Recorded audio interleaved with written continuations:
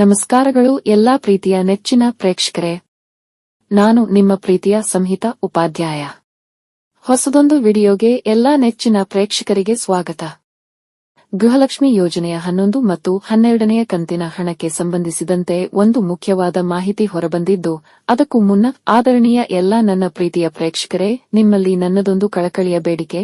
ನಾನು ಈ ಚಾನೆಲ್ ಶುರು ಮಾಡಿ ಹತ್ತತ್ರ 1 ವರ್ಷವಾದ್ರೂ ಸಹ ಇನ್ನೂ ಸಹ 1,000 ಸಬ್ಸ್ಕ್ರೈಬರ್ಗಳು ಕೂಡ ಆಗಲಿಲ್ಲ. ಪ್ರತಿ ಬಾರಿಯೂ ಕೂಡ ಪ್ರತಿಯೊಂದು ವಿಡಿಯೋ ಅಪ್ಲೋಡ್ ಮಾಡಿದ ನಂತರ ಸಾಕಷ್ಟು ಜನ ವಿಡಿಯೋ ನೋಡುವರು, ಆದ್ರೆ ಅದರಲ್ಲಿ ಕೇವಲ ಒಬ್ಬರೋ ಇಬ್ಬರೋ ಸಬ್ಸ್ಕ್ರೈಬ್ ಮಾಡುವರಷ್ಟೇ ಹೊರತು ಬೇರೆ ಎಲ್ಲರೂ ಕೇವಲ ವಿಡಿಯೋ ಮಾತ್ರ ನೋಡುವರು. ಇದು ಮಾತ್ರ ತುಂಬಾ ಬೇಸರದ ಸಂಗತಿ.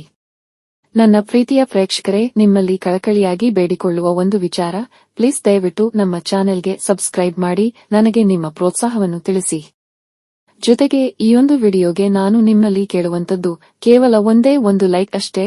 ಪ್ಲೀಸ್ ದಯವಿಟ್ಟು ಈಗಲೇ ಲೈಕ್ ಮಾಡಿ. ಪ್ರೀತಿಯ ಪ್ರೇಕ್ಷಕರೇ, ನಿಮಗೆಲ್ಲ ಗೊತ್ತಿರುವ ಹಾಗೆ ಗೃಹಲಕ್ಷ್ಮಿ ಯೋಜನೆಗೆ ಸಂಬಂಧಿಸಿದಂತೆ 11 ಮತ್ತು 12ನೇ ಕಂತಿನ ಹಣವು ಇನ್ನೂ ಸಹ ವಿಳಂಬವಾಗುತ್ತಿದೆ. ಸರ್ಕಾರದ ಮೂಲಗಳ ಮಾಹಿತಿಗಳ ಪ್ರಕಾರ ಗೃಹಲಕ್ಷ್ಮಿ ಯೋಜನೆಯ 11 ಮತ್ತು 12ನೇ ಕಂತಿನ ಹಣವು ಒಟ್ಟಾಗಿ ಒಮ್ಮೆಲೇ 4,000 ರೂಪಾಯಿಗಳು ಜಮೆಯಾಗುತ್ತದೆ ಎಂಬ ಮಾಹಿತಿಯ ಮೇರೆಗೆ ಮೊದಲ ಹಂತದಲ್ಲಿ ಕೆಲವೊಂದಿಷ್ಟು ಜಿಲ್ಲೆಗಳಿಗೆ ಗೃಹಲಕ್ಷ್ಮಿ ಯೋಜನೆಯ 11 ಮತ್ತು 12ನೇ ಕಂತಿನ ಹಣ ಬಿಡುಗಡೆಯಾಗುತ್ತದೆ ಎಂಬ ಸುದ್ದಿಯನ್ನು ಜಿಲ್ಲೆಗಳ ಹೆಸರು ಸಹಿತ ನಿಮಗೆ ಈ ಹಿಂದಿನ ವಿಡಿಯೋನಲ್ಲಿ ತಿಳಿಸಿದ್ದೇನೆ. ನಿನ್ನೆ ಇದಕ್ಕೆ ಒಂದು ಮುಖ್ಯವಾದ ಮಾಹಿತಿ ದೊರಕಿದ್ದು, ಇದು ಇಂದು ಬಹುತೇಕ ಖಚಿತವಾಗಿದೆ. ಅಂದ್ರೆ ಗೃಹಲಕ್ಷ್ಮಿ ಯೋಜನೆಯ ಫಲಾನುಭವಿಗಳ ಲಿಸ್ಟಿನಲ್ಲಿ ಕೆಲವರನ್ನು ಅಂದ್ರೆ ಕೆಲ ಮನೆಯೊಡತಿಯ ಹೆಸರನ್ನು ಕೈಬಿಡಲಾಗುತ್ತದೆ ಎಂಬ ಮಾಹಿತಿ.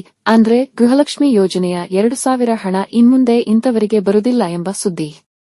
ಯಾರಿಗೆಲ್ಲ ಗೃಹಲಕ್ಷ್ಮಿ ಯೋಜನೆಯ 2,000 ರೂಪಾಯಿಗಳು ಕ್ಯಾನ್ಸಲ್ ಆಗುತ್ತದೆ ಅಂದ್ರೆ ಯಾರೆಲ್ಲ ಇನ್ಕಮ್ ಟ್ಯಾಕ್ಸ್ ಕಟ್ಟುತ್ತಿರುವರೋ ಅಥವಾ ಯಾರೆಲ್ಲ ಜಿಎಸ್ಟಿ ಕಟ್ಟುತ್ತಿರುವರೋ ಅಂತ ಮನೆಯೊಡತಿಯ 2,000 ರೂಪಾಯಿಗಳು ಕ್ಯಾನ್ಸಲ್ ಆಗುತ್ತದೆ ಎಂಬ ಮಾಹಿತಿ ದೊರಕಿದೆ. ಜೊತೆಗೆ ಇಲ್ಲಿ ನೀವು ಗಮನಿಸಬೇಕಾದ ವಿಷಯ, ಕೆಲವರು ತೆರಿಗೆ ಕಟ್ಟಲು ಅರ್ಹರಲ್ಲದಿದ್ದರು ಅಥವಾ ಹಿಂದೆ ತೆರಿಗೆ ಕಟ್ಟಬೇಕಾದ ಮಾನದಂಡವನ್ನು ಹೊಂದಿದ್ದು, ಆದ್ರೆ ಈಗ ಅಂದ್ರೆ ಪ್ರಸ್ತುತ ನೀವು ತೆರಿಗೆ ಕಟ್ಟುವ ಮಾನದಂಡದಿಂದ ಹೊರಬಂದಿರುವಿರಿ ಅಂತವರು ನಿಮ್ಮಲ್ಲಿ ಯಾರಾದ್ರೂ ಇದ್ರೆ ನೀವು ಯಾವುದೇ ರೀತಿಯಲ್ಲಿ ತೆರಿಗೆ ಪಾವತಿ ಮಾಡುತ್ತಿಲ್ಲ, ಜೊತೆಗೆ ನಿಮ್ಮ ಆದಾಯವು ತೆರಿಗೆ ಪಾವತಿಸಲು ಇರುವ ಆದಾಯ ಮಿತಿಯನ್ನು ಮೀರುತ್ತಿಲ್ಲ ಎಂಬ ದೃಢೀಕರಣ ಪತ್ರವನ್ನು ಸರ್ಕಾರಕ್ಕೆ ಸಲ್ಲಿಸಬೇಕು. ಆಗ ಮಾತ್ರವೇ ನಿಮ್ಮ ಗೃಹಲಕ್ಷ್ಮಿ ಯೋಜನೆಯ ಹಣ 2,000 ರೂಪಾಯಿಗಳು ನಿಮ್ಮ ಖಾತೆಗಳಿಗೆ ಬರುತ್ತದೆ. ಇನ್ನು ಈ ದೃಢೀಕರಣ ಪತ್ರವನ್ನು ಯಾರಿಗೆ ಅಥವಾ ಎಲ್ಲಿ ಸಲ್ಲಿಸಬೇಕು ಎಂಬ ಗೊಂದಲಕ್ಕೆ ಉತ್ತರ, ನೀವು ಈ ದೃಢೀಕರಣ ಪತ್ರವನ್ನು ನಿಮ್ಮ ಹತ್ತಿರದ ಗ್ರಾಮೋನ್ ಅಥವಾ ನಿಮ್ಮ ಹತ್ತಿರದ ಮಹಿಳೆ ಮತ್ತು ಮಕ್ಕಳ ಕಲ್ಯಾಣ ಇಲಾಖೆಯ ಕಚೇರಿಗಳಲ್ಲಿ ಸಲ್ಲಿಸಬಹುದು. ಕಾರಣ ಸದ್ಯಕ್ಕೆ ಇದಕ್ಕೆ ಸರ್ಕಾರದ ಕಡೆಯಿಂದ ಯಾವುದೇ ಆನ್ಲೈನ್ ಸೇವೆ ಇಲ್ಲ. ಇದರ ಜೊತೆಗೆ ಈ ಹಿಂದಿನ 2 ವಿಡಿಯೋನಲ್ಲಿ ಹೇಳಿದ್ದೇನೆ, ಆದರೂ ಸಹ ಪುನಃ ಹೇಳುತ್ತೇನೆ, ಕಾರಣ ಪ್ರತಿ ಬಾರಿಯೂ ಇದರ ಬಗ್ಗೆ ಪ್ರಶ್ನೆಗಳು ನಿಮ್ಮಿಂದ ಬರ್ತಿದೆ. ಅಂದರೆ ಅನ್ನಭಾಗ್ಯ ಅಕ್ಕಿ ಯೋಜನೆಯ ಹಣಕ್ಕೆ ಸಂಬಂಧಿಸಿದಂತೆ ನಮ್ಮ ಚಾನೆಲ್ನ ವೀಕ್ಷಕರಲ್ಲಿ ಕೆಲವರು ಅನ್ನಭಾಗ್ಯ ಅಕ್ಕಿ ಯೋಜನೆಯ ಹಣ ತಮ್ಮ ಖಾತೆಗಳಿಗೆ ಬಂದಿಲ್ಲ ಎಂದು ಪ್ರಶ್ನಿಸಿದ್ರು.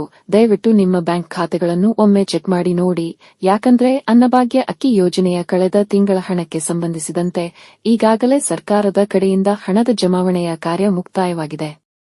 ಮಾನ್ಯ ವೀಕ್ಷಕರೇ, ಇದಿಷ್ಟು ಈಯೊಂದು ವಿಡಿಯೋನಲ್ಲಿ. ನೀವೇನು ನಮ್ಮ ಚಾನೆಲ್ಗೆ ಹೊಸದಾಗಿ ಬಂದವರಾದರೆ ಅಥವಾ ಇನ್ನೂ ಸಹ ನಮ್ಮ ಚಾನೆಲ್ಗೆ ಸಬ್ಸ್ಕ್ರೈಬ್ ಆಗದಿದ್ದರೆ ದಯವಿಟ್ಟು ಸಬ್ಸ್ಕ್ರೈಬ್ ಮಾಡಿ ನಿಮ್ಮ ಪ್ರೋತ್ಸಾಹವನ್ನು ತಿಳಿಸಿ.